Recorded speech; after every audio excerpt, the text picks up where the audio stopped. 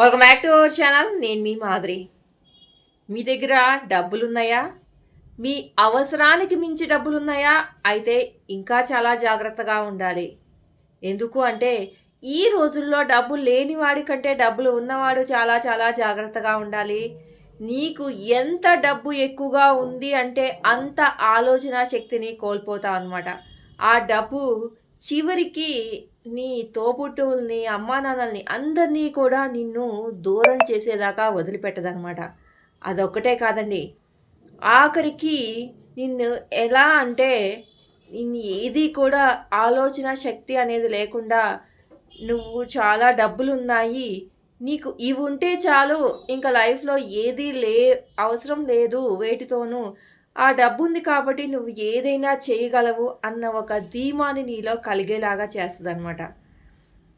కాకపోతే డబ్బు సంపాదించు. కానీ నీకు ఎంత అవసరమో అంత సంపాదించు. పోనీ అంతకు మించి నీకు సంపాదించే ఒక సోర్స్ ఉందనుకో పర్లేదు. నీ తర్వాత తరాలు వాళ్ళకి కూడా సంపాదించుకో.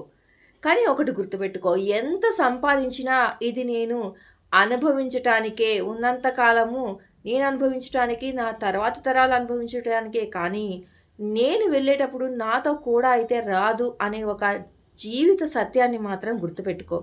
ఇంకోటి అనుభవించటానికి అంటే కొన్ని సార్లు సంపాదించే ధ్యాసలో పడిపోయి నువ్వు అనుభవించటానికి కూడా ఉండదనమాట. కొన్ని అయితే కొన్ని డబ్బులుంటాయి. కానీ ఆ అనుభవించే తీరిక కూడా నీకు ఉండదనమాట. ఎందుకంటే నువ్వు ఇంకా సంపాదించాలనే ఆ పరుగులోనే ఉంటావు కాబట్టి. సో, డబ్బు ఇన్ని విధాలుగా నిన్ను ఎలా చేయాలో అలా చేసేస్తది. ఎంత సంపాదించినా కూడా నీ కర్మలనేవి ఖరీదైనవి కాకుండా చూసుకో. ఎందుకు అంటే ఏవి నీతో ఉన్నా లేకపోయినా కర్మలు మాత్రం నిన్ను వదిలిపోవు. ఎప్పటికీ నీతోనే ఉంటది. నువ్వు ఇంకొక జన్మెత్తినా కానీ నువ్వు చేసిన కర్మలు నీతోనే ఉంటాయన్నమాట. ఇప్పటికీ ఈ జన్మలో నువ్వు అనుభవించకపోయినా ఏదో ఒక జన్మలో ఏదో ఒక రూపంలో నువ్వు అనుభవించాల్సిన పరిస్థితి వస్తది.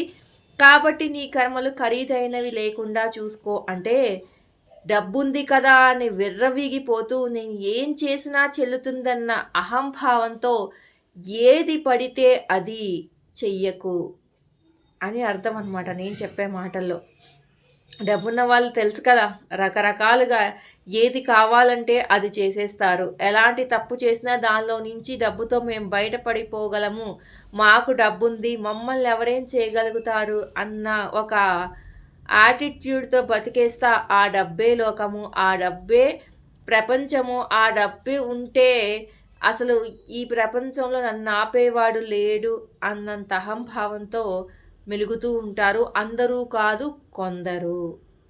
చాలా డబ్బు ఉండి, చాలా సంస్కారంతో, చాలా ఒద్దికగా ఉండి డౌన్ టు ఎర్త్ అంటే వాళ్ళకన్నా చాలా చిన్న వాళ్ళను కూడా గౌరవిస్తూ ఎంత చిన్నవాడిగా అంటే ఎంత పేదవాడిగా ఉన్నా ఈక్వల్గా ఎంత ఉన్నవాడికి రెస్పెక్ట్ ఇస్తారో అంత రెస్పెక్ట్ ఇస్తూ ఉండేవాళ్ళు కూడా ఉంటారు. అలాంటి వాళ్ళు మహానుభావులు అన్నమాట. తక్కువ ఉంటారు కానీ మహానుభావులు.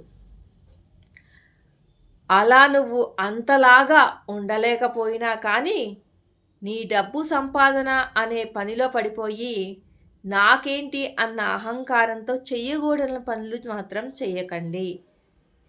ఎందుకు అంటే చెప్పాను కదా, కర్మలు వదలవు. ఇదండి ఈరోజు వీడియో కనుక నచ్చితే లైక్ చేయడం మర్చిపోవద్దు. మరిన్ని ఇలాంటి వీడియోస్ కోసం వెంటనే ఛానల్ సబ్స్క్రైబ్ చేసుకొని పక్కనే ఉన్న బెల్ ఐకాన్ని కూడా ప్రెస్ చేయండి. అప్పుడే నేను పెట్టే డైలీ నోటిఫికేషన్స్ మీ దాకా వచ్చేస్తాయి.